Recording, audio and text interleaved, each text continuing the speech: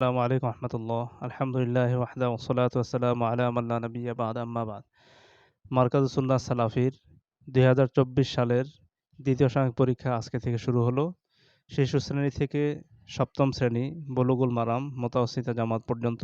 মারকাজুস সুন্নাহ সালাফিতে হাদিস ফাউন্ডেশন শিক্ষা বোর্ড রাজশাহীর অধিভুক্ত একটা শিক্ষা প্রতিষ্ঠান হওয়ার কারণে কেন্দ্রের যে পাঠ্যক্রম, বই, সিলেবাস আমরা সেগুলো অনুসরণ করছি এবং বার্ষিক পরীক্ষা শেষ করে কেন্দ্রীয়ভাবে হাদিস ফাউন্ডেশন শিক্ষা বোর্ড থেকে যে পরীক্ষা অনুষ্ঠিত হবে সেটাতে আমরা ইনশাআল্লাহ অংশগ্রহণ করার জন্য ছাত্রদেরকে সেভাবে প্রিপেয়ার করছি।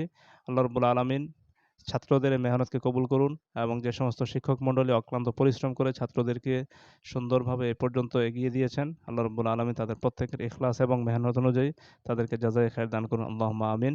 উন্নত চরিত্র গঠনের অনন্য প্রতিষ্ঠান মারকাজুস সুন্নাহ সালাফিটা ৩০০ ফিট সংলগ্ন ৫ নং সেক্টরে অবস্থিত। আমরা এখানে পৃথক বালিকা ক্যাম্পাসের একটা পরিকল্পনা রয়েছে। সেই সাথে চতুর্থ তলার নির্মাণ চলমান রয়েছে। পর্যায়ক্রমে ষষ্ঠ তলা পর্যন্ত হবে। সেই সাথে আমাদের ২৪ কাঠার এই বিশাল প্লটটিতে একপাশে একাডেমিক ভবন এবং আরেক পাশে আবাসিক ভবন সহ আমাদের বেশ কয়েকটি ভবন বাকি আছে।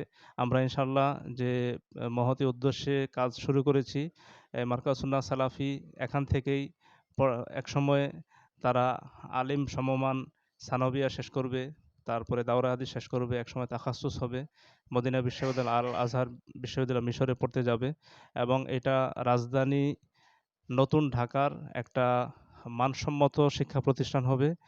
শিক্ষা দীক্ষা, বিজ্ঞান, তারপর শিল্পকলা সব সাইডে আমরা চেষ্টা করব ইনশাআল্লাহ সুন্দরভাবে উন্নত পড়াশোনা এখানে প্রোভাইড করার জন্য। সেই সাথে এখানে সায়েন্স ল্যাব থাকবে ইনশাআল্লাহ। তো সাধ্যমতো আমরা আমাদের শিক্ষার্থীদের জন্য সর্বোচ্চ সময় শ্রম দেওয়ার চেষ্টা করি। দেশ ও প্রবাসে যারা আছেন আমাদের জন্য প্রাণ ভরা দোয়া করবেন এবং মহতী প্রজেক্ট বাস্তবায়নের জন্য আপনার সাধ্যমতো প্রত্যেকে জান-মাল সময় দিয়ে এগিয়ে আসবেন। আল্লাহ রাব্বুল আলামিন আমাদের সবাইকে সেই তৌফিক দান করুন, আল্লাহুম্মা আমিন। আসসালামু আলাইকুম ওয়া রাহমাতুল্লাহি ওয়া বারাকাতুহু।